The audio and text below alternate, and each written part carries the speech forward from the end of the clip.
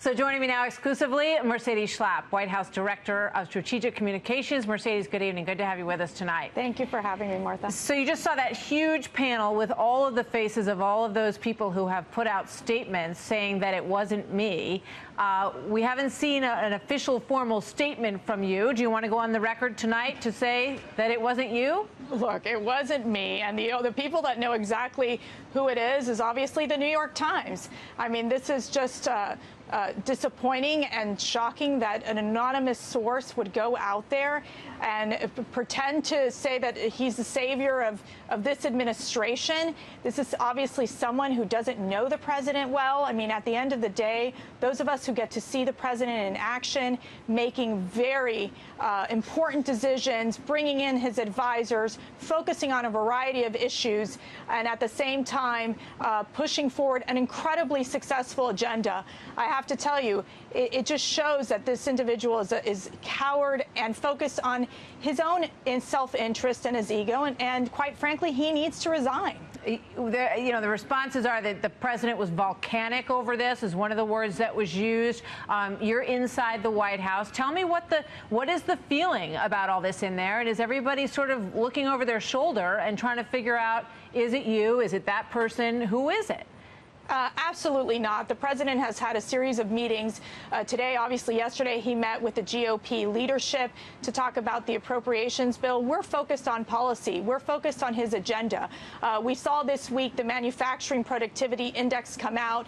It's the best we've seen in 14 years. Manufacturing and construction jobs are at an all-time high. I mean, we are focused on this booming economy. We are focused on the wins for the American people. It is why he's it's why he is successful. It's why he keeps focusing on what matters most, which is ensuring that we have a strong economy, that our nation is protected. That's what matters to the American people. And so when you have, I have to tell you, Martha, I've worked for 2 presidents. It is an honor to serve President Trump.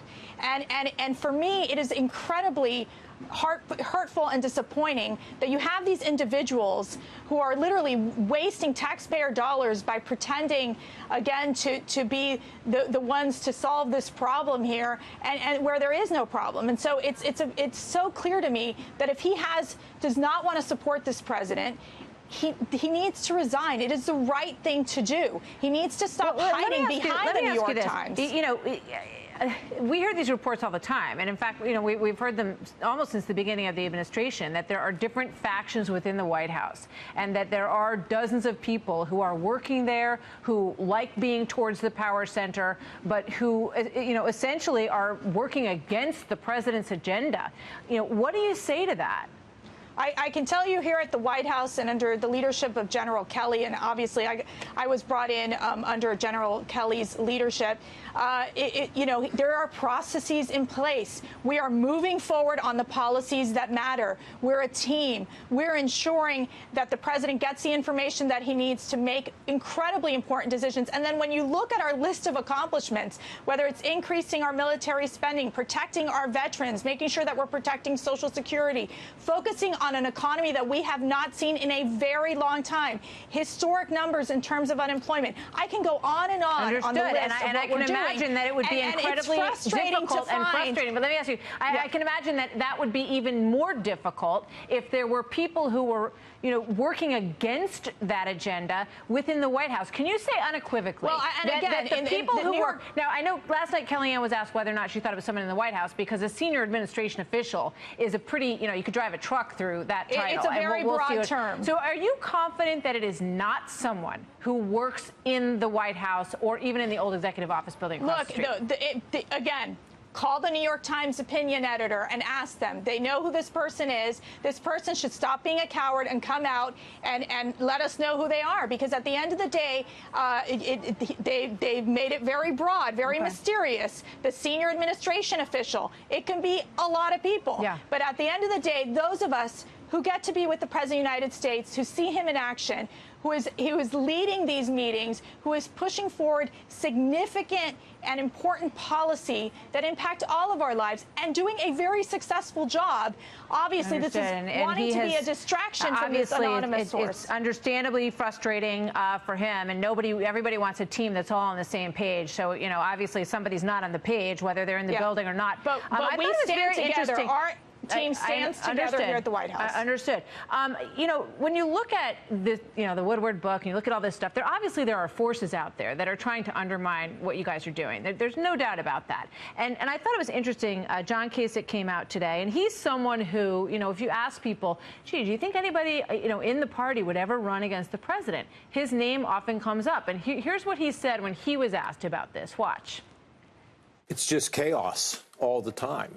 I mean, and it seems like he's the commander of the chaos. It's like there's a tornado every day. Now, that's fine if that's the way he wants to run it. But what I can tell you is when you have all that chaos, how do you solve the biggest problems? Do you think there's any chance that John Kasich is testing the water and trying to figure out whether or not there's any softness, any opening for him to potentially run against the president? Look, if he wants to go see chaos, he can come to the Schlapp house with the 5 girls. This idea that there's chaos here in the White House is just absolutely inaccurate. We are, again, very focused on the process that we're looking at in terms of our policies. We're focused on the agenda that's incredibly important for the American people. Whatever Kasich decides, let him decide. Obviously, he's lost the first round. We know that President Trump in his campaign was incredibly successful. He beat out those candidates, and he's winning. And it's amazing when you're talking about 2 Supreme Court nominees, when you're talking about the fact that we are working through in building our economy and giving Americans an opportunity to be lifted up and just job creation in America. Significant accomplishments on our list. So for Kasich, whatever his agenda might be, obviously he's never been a friend of the president, but here's the deal. They're all, as Democrats and as we know, they fear the fact that President Trump is winning, and that is why they will do what they can to stop him.